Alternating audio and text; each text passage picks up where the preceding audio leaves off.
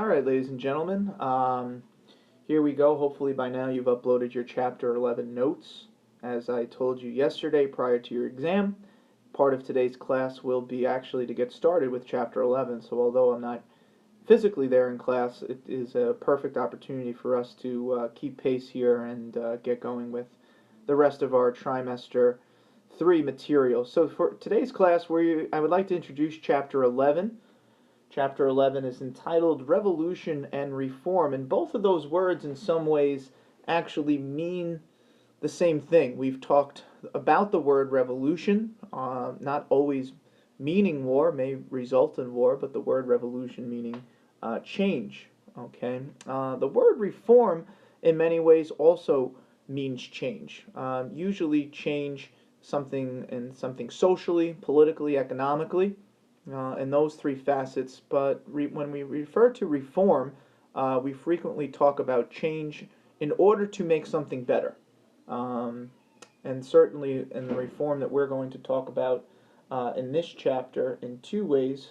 The first sort of reform is the call for change in regards to slavery and how slaves have been perceived here in the United States, really dating all the way back to colonial times, and also reform for women. As far as women's rights go, women's ability to vote and participate in government. So certainly we see in that dynamic two major parts of change for the better in regards to the 19th century.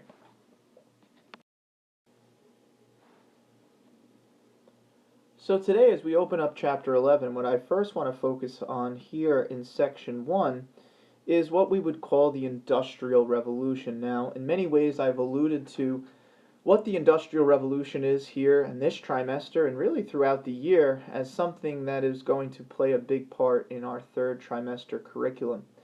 Now, we see that word again, revolution, meaning change, but it's not going to be the type of change that we've seen like the American Revolution or Haitian Revolution that resulted in war. All right, when we're talking about the Industrial Revolution, we're talking about a change in industry, the way that goods are produced and made and manufactured.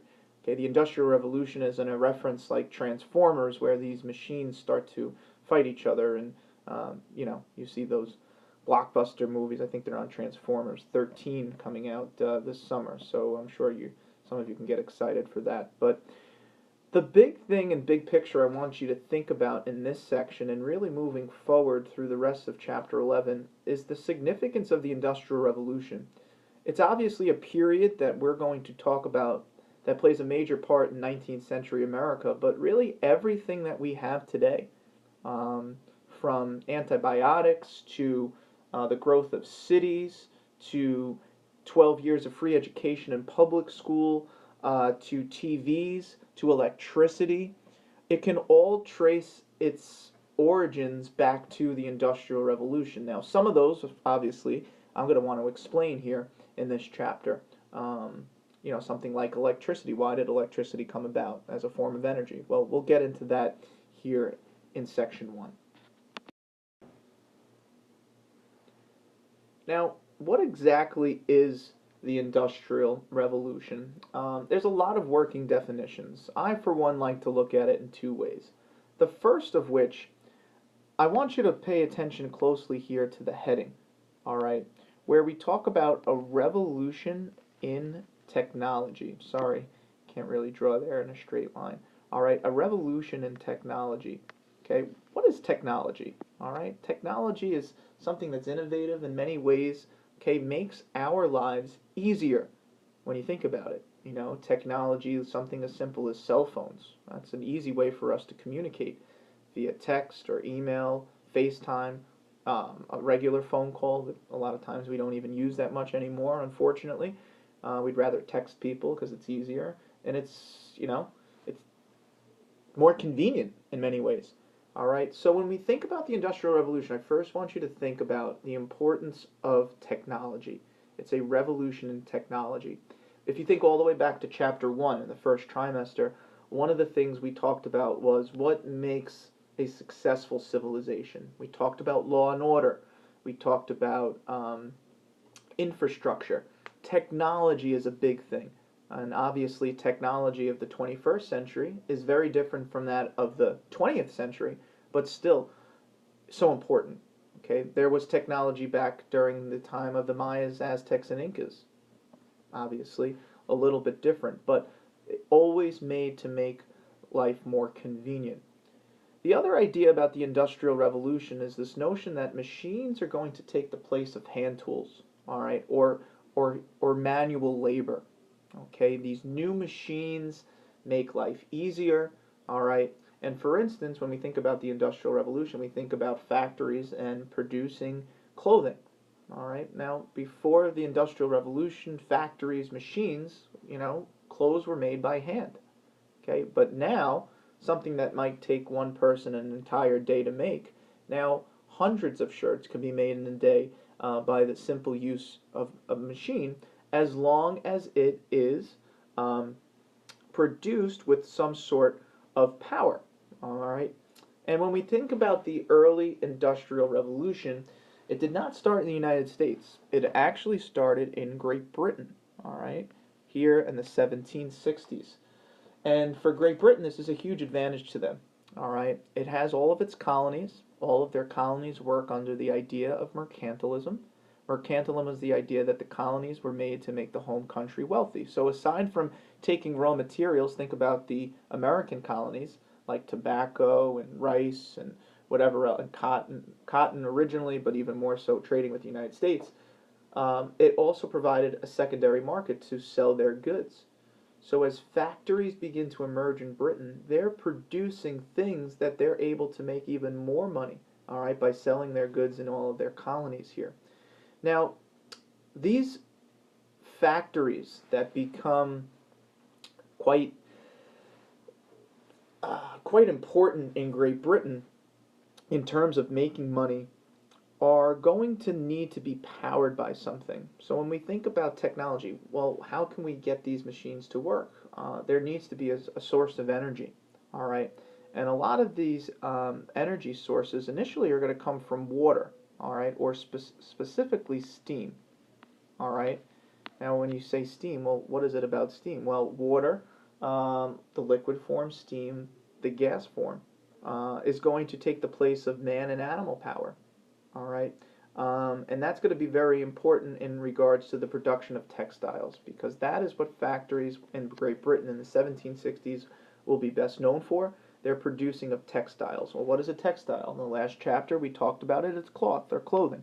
All right, and these articles of cloth that are produced by that are produced or are made by cotton fibers, okay, which are being brought into Great Britain from all their different colonies, partially the United States and the English colonies back in the 1760s, 1770s, prior to the American Revolution.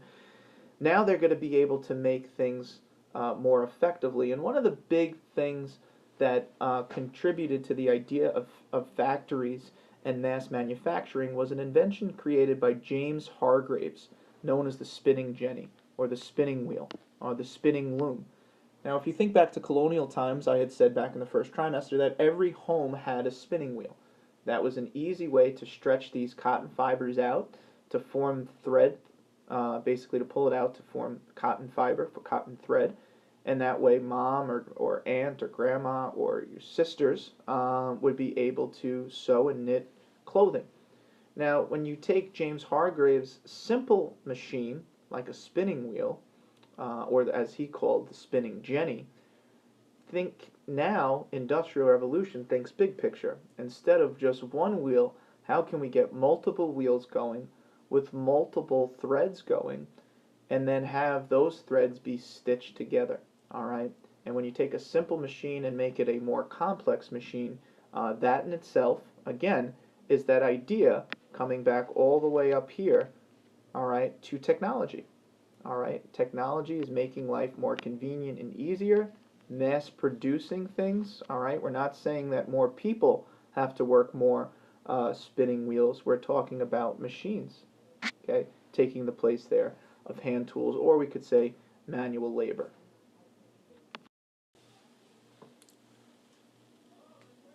Now that we talked about that, the fact that the Industrial Revolution actually gets started in Great Britain in the 1760s, the question I now want to propose to you is why? Why did it take off? Why was there an industrial boom, so to speak, with the rise of manufacturing, the rise of what we will call then factories in Great Britain?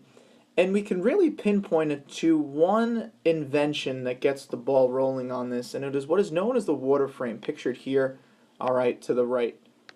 Okay, this picture right here. Now this looks like a very simple machine, but for the 1760s, this is something that's quite new and innovative, certainly a technological advancement.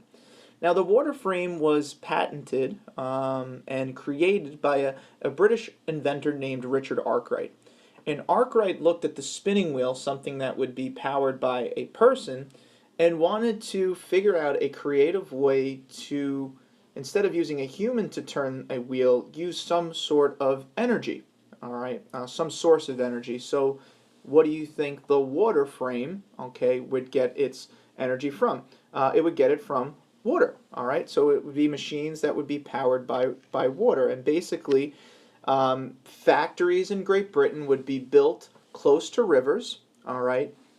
And these machines that would get much bigger than, say, something pictured here to the right, would be able to spin a tremendous amount of cotton into thread. And from there, all right, those threads could be used to create clothing, all right? So this is a huge advantage on the part of Great Britain to have an invention like this, or a concept like this, brought forth first to the British government and Parliament.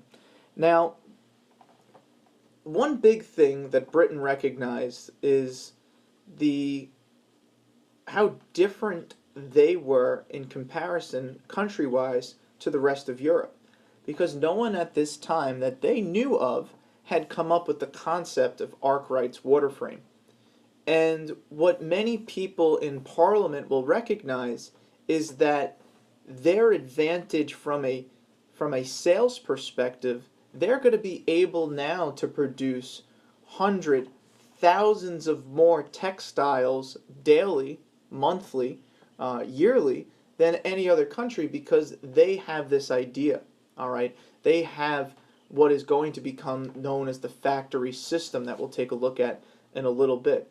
So as crazy as this sounds, Parliament is going to pass laws in Great Britain for that anyone that worked with the water frame or worked in factories and this sort of technology, they were now going to be forbidden from leaving the country.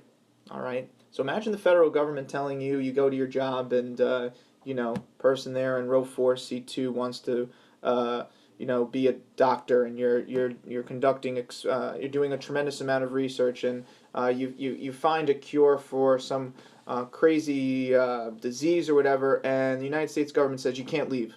Because why? Well, why would they do that? Well, maybe that's a bad comparison, but for Great Britain, they realized the advantage they had, and they did not want a country like France or Spain, okay, having the factories and helping them to manufacture goods at the same rate that we are. Why? Because then that creates competition. And competition is good for us, the consumer, as we've said all along. All right, why is competition good for us? Because then they're going to try to sell as many products as possible, which usually results in lowering the price.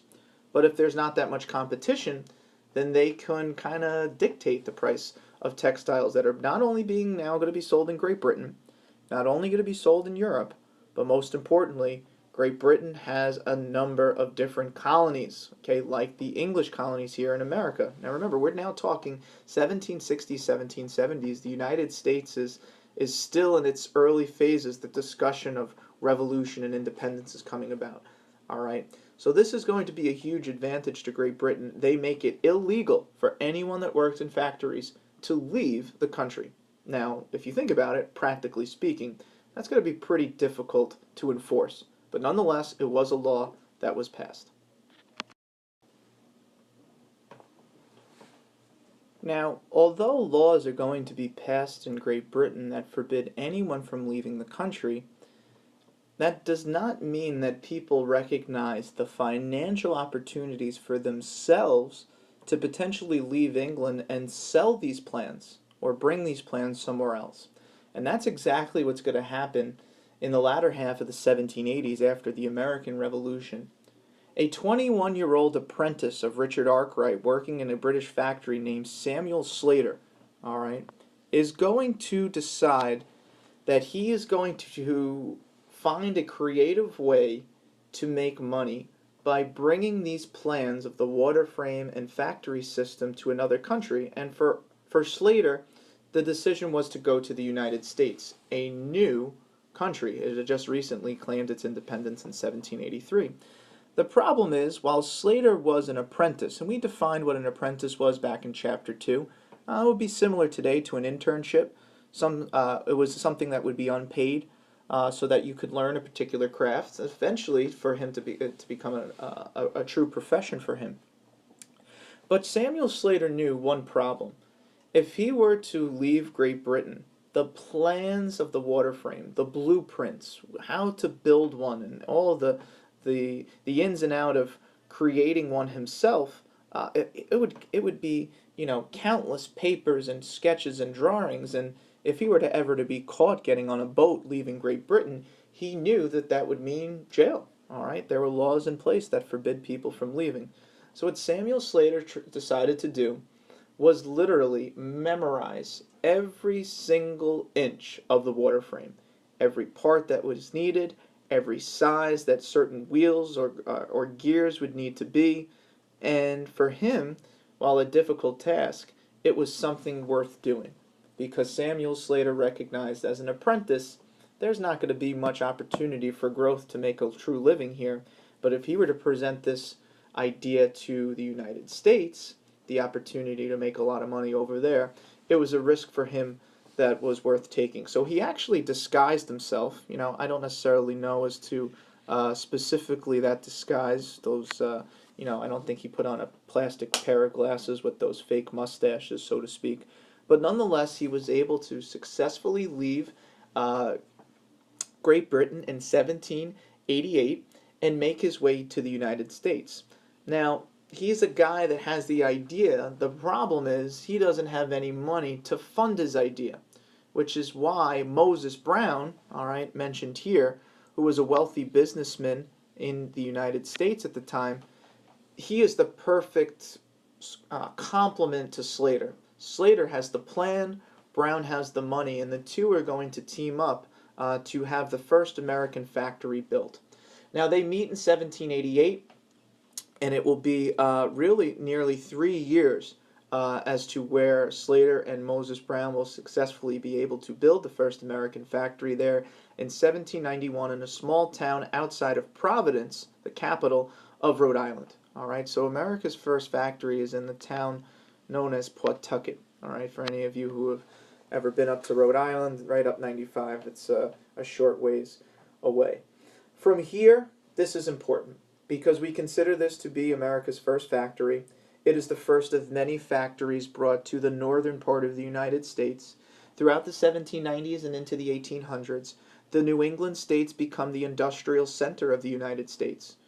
Okay, more so than, say, the middle states, something like New York City or out further west or wherever else.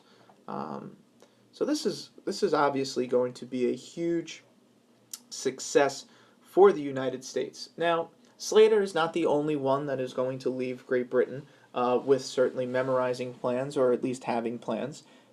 Great Britain and the United States are now not the only two countries that have factories. It was inevitable something like this was going to get out. There is always, and this is something I'll talk about on Monday when I get back, there is always this desire from a technological standpoint to find a more efficient ways to do things. The reason as to why the Industrial Revolution worked so well for Great Britain was because they had a head start. They had a head start over the United States, they had a head start over Spain, they had a head start over France, and because of that, their financial success maintains that superiority over every single country in the world at that time. Now, for Samuel Slater, this is a huge feat for him, okay? The co-founder of America's first factory. We today consider him to be the father of the factory system, quite a nice nickname, so to speak. As for Moses Brown, he was also known He was actually a Quaker. He was also known as an abolitionist. Okay, and he went on to help co-found a little-known college in Rhode Island, in the capital city of Providence. And as maybe you could guess, it was Brown. Okay, Brown University, one of our Ivy League schools. So he actually helped to co-found this. So both in their own ways leave their mark here on the United States. Now, I'm going to leave off here because what I want to do on Monday is pick up with the steam engine, all right, and I want to show you a few videos on the steam engine and talk about the positive and negative effects of the Industrial Revolution. So I'm going to cut off today's class lesson here, all right. At this point in time, what I'm going to ask that you guys do is work on your key terms, all right. Those key terms, as a reminder, are to be submitted via eBackpack, okay, by tomorrow. Okay, so hopefully you guys have enough time. I know it's Mass Day to get that done and completed. And tomorrow, okay, tomorrow we will watch a quick video, and you'll be able to work on your Section 1 questions. So probably looking at a quiz, I'd say on Wednesday next week on Section 1. So that way I'll have 2 full class days. If you guys have any questions, we can wrap up with this section. We'll move on to Section 2. So anticipate a quiz on Wednesday on this, and other than that, thank you. Hopefully you guys got something out of this. All right, if there's something that you feel as though I didn't fully explain, just circle it, make a note of it. Obviously, on Monday we're going to kick off class with any questions that pertain to this class lesson. All right, make sure you behave, and I'll see you guys on Monday. Take care.